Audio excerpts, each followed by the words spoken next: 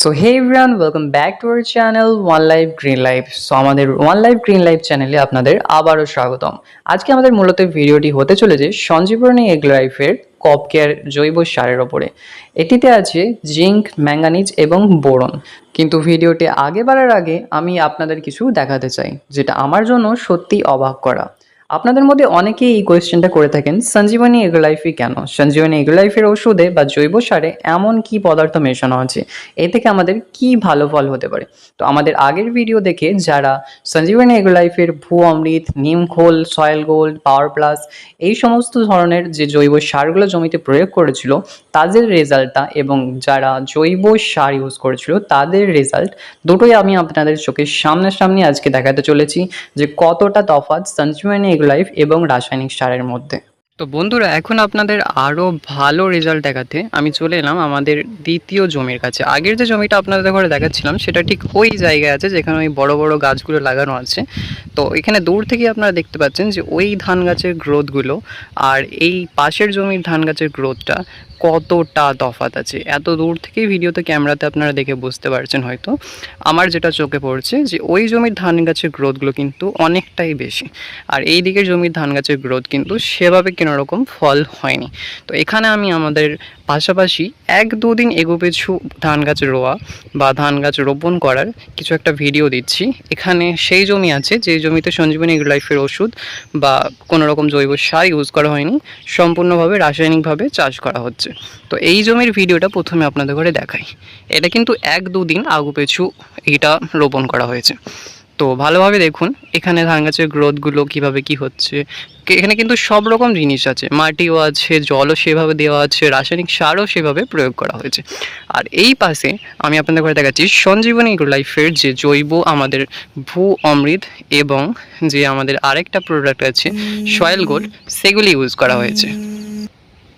তো এখানে এখন দেখুন গ্রোথটা, এই জমির তুলনায় এই জমির গ্রোথ ঠিকভাবে দেখলে বুঝতে পারবেন এই জমির গ্রোথ কী অবস্থায় আছে আর এই দিকে এই জমির গ্রোথ কী অবস্থায় আছে।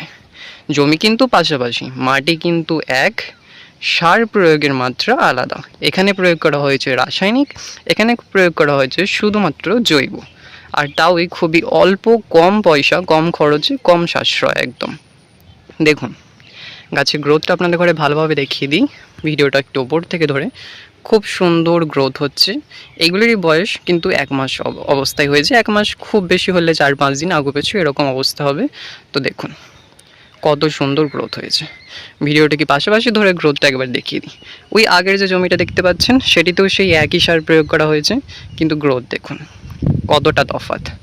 তো এটার জন্যই বলি যে সঞ্জীবনী এগ লাইফ কেন নাম্বার 1। তো আপনারা চাইলে আপনারাও সঞ্জীবনী এগ লাইফ ইউজ করতে পারেন। আর ধান গাছের আগে শুরুতে যে ওষুধগুলো ইউজ করা হয়েছে, এখন যেগুলো ইউজ করবেন নিরোবার পরে, সেটি হলো কপ কেয়ার। তো ভিডিওতে কপ কেয়ারের ব্যাপারে আগে আমরা কথা বলবো যে কপ কেয়ার থেকে আমাদের কি ফায়দা হবে আর কপ কেয়ার কেন ইউজ করতে হবে। সো চলুন কপ কেয়ার কীভাবে ইউজ করতে হয় দেখে নেওয়া যাক। কপ কেয়ার হচ্ছে সঞ্জীবনী এগ লাইফের একটি খুবই সুন্দর জৈব সার, যেটিতে আছে কপার, জিঙ্ক, বোরন এবং অন্যান্য খনিজ উপাদান, যেটি ধান গাছের পাশকাঠি বাড়ানোর সাথে সাথে ধান গাছটিকে সোজাভাবে উপরের দিকে উঠতে সাহায্য করে। এবং এটি শুধু ধান গাছের মেন কাণ্ডগুলো কি নয়, তাছাড়া তার যে পাশকাঠিগুলো নতুন বার হয়েছে সেগুলিকেও শুদ্ধ উপরের দিকে সোজাভাবে উঠতে সাহায্য করে। এটি ব্যবহারের ফলে আপনি অত্যন্ত পরিমাণে ভালো ফসল পেতে পারেন। আমরা অনেক সময় ধান গাছের নিড়ানোর সময় অথবা ধান গাছের গোড়ার আগাছা পরিষ্কার করার পর আমরা ইউরিয়া ছড়িয়ে দিই। কারণ হচ্ছে আমরা চাই যে আরও পাশকাঠি বেশি হোক, ধানের ফলন আরও সুন্দর হোক। কিন্তু গাছটি কিছুটা বড় হওয়ার পরেও গাছটি নিচের দিকে নুইয়ে পড়ে বা চারিদিকে ছড়িয়ে পড়ে। কিন্তু আপনি যদি কপ কেয়ার ইউজ করে থাকেন সেক্ষেত্রে এই জিনিসটা আপনি দেখতে পাবেন না, আর আপনার ধান গাছের পুষ্টতাও মেনটেনে রাখতে সাহায্য করবে। আর এছাড়াও আপনারা যে জমিতে বারবার ধান চাষ করছেন অথবা অন্যান্য ফসল চাষ করছেন কিন্তু রাসায়নিক সার প্রয়োগ করে বা রাসায়নিক কীটনাশক প্রয়োগ করে, তো সেই জমির যে মাটির উর্বরতা শক্তি এবং মাটির যে নিজস্ব খনিজ উপাদান থেকে গাছকে বড় করার ক্ষমতা সেগুলি নষ্ট হয়ে যায়। তো তার জন্য আপনি যদি এই কপ কেয়ার বা আমাদের সঞ্জীবনী এগ লাইফের যে কোনো ধরনের জৈব প্রোডাক্ট যেটি আপনার যেভাবে দরকার সেভাবে যদি ইউজ করেন, তো আপনার জমির মাটি উর্বর হবে, মাটিতে খনিজ উপাদান যেগুলি বিরল হয়ে গেছে সেগুলির ঘাটতি পূরণ করবে এবং তারই সাথে সাথে মাটিকে আবারও পুনরায় নতুন রূপে ফিরিয়ে এনে দেবে।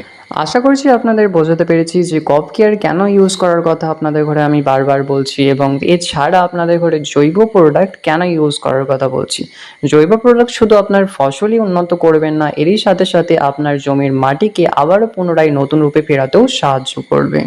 যারা যারা আমাদের সঞ্জীবনী এগ্রোলাইফের জৈব সার ইউজ করেছিলেন তাদের ঘরে আমি কথা দিয়েছিলাম যে কিছুদিন পর আমি তাদের চোখের সামনে রাসায়নিক এবং জৈব সার প্রয়োগ করার তফাৎটা তুলে আনবো। তো আজকে আমি আপনাদের এই প্রোডাক্টটার তফাৎটা দেখিয়ে দিলাম যে কতটা কার্যকরী আমাদের জৈব সার আর রাসায়নিক সার কতটা কার্যকরী। ঠিক এইভাবেই আপনাদের আগে কপ কেয়ার ইউজ করার পরেও আমি আবারও পুনরায় দেখাতে চলেছি যে কপ কেয়ার ইউজ করা জমিতে কতটা ভালো ফলন হচ্ছে এবং রাসায়নিক সার ইউজ করা জমিতে কিভাবে ফলন হচ্ছে। যারা যারা ভিডিওটি এতক্ষণ ধরে দেখছেন তাদের ঘরে অসংখ্য ধন্যবাদ ভিডিওটি এতক্ষণ ধরে মনোযোগ সহকারে দেখার জন্য। আর আপনারা তো যদি চান যে সঞ্জীবনী এগ লাইফের জৈব প্রোডাক্ট ইউজ করতে অথবা কপ কেয়ার ইউজ করতে, তাহলে স্ক্রিনে দেওয়া নাম্বারে কল করে আপনারা এই জৈব প্রোডাক্টটি অর্ডার করে আপনাদের জমিতে প্রয়োগ করতে পারেন। দেখা হচ্ছে নতুন একটি ভিডিওতে, আবারও ফিরে আসছি নতুন রূপে সঞ্জীবনী এগ লাইফের সাথে। সো ততদিনের জন্য টাটা।